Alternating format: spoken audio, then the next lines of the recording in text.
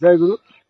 আদমকে যখন আল্লাহ পাক তৈরি করে সেখানে তার নিজ নিজ আকৃতিতে নিজ রূপ উৎকার করে নিজে খেলাফত দিয়ে ফেরেশতাদের বলে তোমরা আদমকে সিজদা করো, সকলেই আদম সকল ফেরেশতা আদমকে সিজদা করলে ইবলিস সিজদা না করে কাফের হয়ে গেল। ইবলিসের সাথে আল্লাহ পাকের কন্টেস্ট হয়ে গেল। ইবলিস বলছে যে তুমি কেন সিজদা করলে না? বলছে আমি মাটির তৈরি মানুষকে সিজদা করবো এমন নহি, আমি তার থেকে উত্তম অহংকার করে।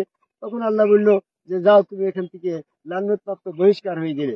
তখন সে আল্লাহর কাছে মনোজাত করলো যে হে প্রভু, আপনি আমাকে অবকাশ দেন, আমি যেন তাকে পথভ্রষ্ট করতে পারি। তো তখন আল্লাহ তার অবকাশ দিল। সে তখন প্রচেষ্টা করে আদমকে পথভ্রষ্ট করলো। গন্ধম খাওয়ায়ে আদমের দেহের ভিতরে ইবলিস সংশ্লিষ্ট হয়ে গেল। আদম তখন অপবিত্র হয়ে গেল, তার দেহ বসন থেকে বেহেশতি পোশাক খুলে গেল। সে তখন অপবিত্র হয়ে গেল। সে তখন বুঝতে পারলো যে আমি ইবলিসের কথা অনুসরণ করে ভুল করেছি। সে সাথে সাথে তওবা করলো এবং আল্লাহ তাকে ক্ষমা করে দিল। সূরা তার 122 নম্বর। তো তখন তওবা করলো, ক্ষমা করে দিল, কিন্তু তাকে শয়তান থেকে পবিত্র করলো না। সে বলল হে প্রভু, আমাকে শয়তান থেকে পবিত্র করো। আল্লাহ তখন এমনটা বললো যে দেখো, আমি তো শয়তানের সাথে তাকে অবকাশ দিচ্ছি রোজ কিয়ামত পর্যন্ত, তার ব্যাপারে আমি কোনো হস্তক্ষেপ করবো না। যদি আমি আমি তোমার তার বিষয়ে হস্তক্ষেপ করি, তোমাকে আদমকে শয়তান থেকে তোমাকে পবিত্র করে দিই, তাহলে আল্লাহ পাকে শয়তানের সাথে আমি যে কন্ট্যাক্ট করছি, ওয়াদা করছি, এটা ভঙ্গ হয়ে যায়। আল্লাহ তো ওয়াদা ভঙ্গ করবে না। এই জন্য আদমকে শয়তান সংশ্লিষ্ট অবস্থায় দুনিয়াতে ফেলে দিল। সূরা তাহার 123 নম্বর আয়াত। এই পরবর্তীতে বনি আদম সন্তান আমরা সবাই শয়তান সংশ্লিষ্ট আছি। এই শয়তান সংশ্লিষ্ট মানুষগুলাকে পবিত্রকরণের জন্য আল্লাহ রাব্বুল আলামিন রসুল পাঠিয়ে দিল। এই জন্য সূরা বাকারা 151 নম্বর আয়াত বলছে কামা আরসালনা ফিকুম রাসূলুম মিনকুম ইয়াতলুনা আলাইকুম মুযাক্কিকুম। রসুল তোমাদেরকে পবিত্র করবে, তোমাদের মধ্যে থেকে একজন রসুল থাকবে। সেই রসুলের কাছে বায়াত গ্রহণ করে সেখানে ওই শয়তান বিরোধী যে কাজটা, আদম কবাই আল্লাহকে সেজদা যখন করবে, তখন শয়তান বলবে যে আমি তখনই আদমকে তৈরি সময় তাকে সেজদা করিনি, এখন বনি আদম সন্তান ওই হাফিজ মাস্টার বা ওই সালাম সাহেব তাকে কেন সেজদা করতে যাবো? এই জন্য সে তখন বেরিয়ে গেল। ওই যুবকটা, ওই মানুষটা পবিত্র হয়ে গেল।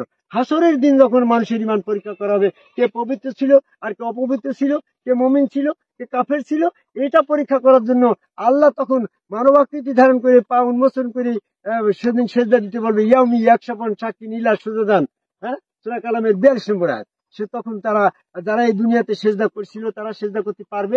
আর যারা এখানে আদম কবাই আল্লাহকে সেজদার মাধ্যমে পবিত্রতা অর্জন না করে নিজেই শয়তান ছিল, তারা তখন শয়তানি থাকার কারণে তারা তখন সেজদা করতে না পেরে লজ্জিত হয়ে দোজখে চলে যাবে। এই জন্য আমাদেরকে প্রত্যেকেই এই আদম সেজদার পথেই শয়তান বসে আছে। সিরাতুল মুস্তাকিমে সূরা আরাফের 16 নম্বর আয়াত।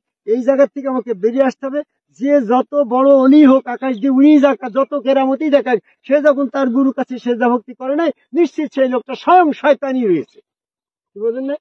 যতক্ষণ পর্যন্ত একটা মানুষ এই সেজদা না করবে, ততক্ষণ পর্যন্ত সে শয়তান সংশ্লিষ্ট আছে। বলবে যে আমার ভিতরে আল্লাহ আছে। হ্যাঁ, আল্লাহ আছে, কিন্তু শয়তান যুক্ত আছে। প্রত্যেকটা মানুষের ভিতরে শয়তানও আছে, আল্লাহও আছে। যতক্ষণ পর্যন্ত সে শয়তান থেকে পবিত্র না হচ্ছে, সে তখন আল্লাহওয়ালা হতে পারছে না। এই জন্য আমাদেরকে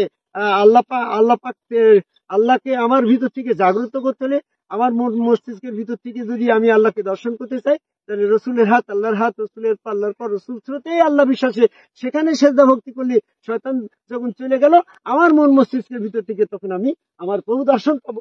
এই জন্য আমাদের এই চিস্তা নিজামিয়া শাখা, যে শাখার সিলসিলার ভিতর দিয়ে আজকে মাহফিল আছে, এই মাহফিলের সিলসিলার ভিতরেই অলিগণের পরিচয়। হযরত খাজা নিজামুদ্দিন, খাজা মঈনুদ্দিন চিশতি আজমির শরীফে উনি ছিলেন অলি। হযরত খাজা নিজামুদ্দিন আহমেদ আল চিশতি ছিলেন অলি। আজকে যারা অনুষ্ঠানে আছে, খাজা শামসুদ্দিন ছিলেন অলি। এই অলিদের সংস্পর্শে এসেই আমাদের শয়তান থেকে পবিত্র হতে হবে। এই জন্য আমি আদম কবাই সেজদার বিকল্প কোনো পথ দেখি নাই। যারা যারা আদম কবাই সেজদার বিরোধিতা করছে, যেভাবেই করুক, তারা শয়তানের সংশ্লিষ্ট শয়তান। এই শয়তান থেকে বেরিয়ে আসার আহ্বান করে এই ভারতের আসাম প্রদেশের এই বরপেটা এই ডিস্ট্রিক্টে, ভুটান সংশ্লিষ্ট ডিস্ট্রিক্টের পাশে দাঁড়িয়ে পৃথিবীর সকল মানুষকে আদম কবাই সেজদাকারী একজন সমগ্র রসুলের কাছে বায়াত গ্রহণ করে সেখানে সেজদা ভক্তি দিয়ে শয়তান থেকে পবিত্র হওয়ার আহ্বান করে আমার কথা শেষ করি। জয় গুরু।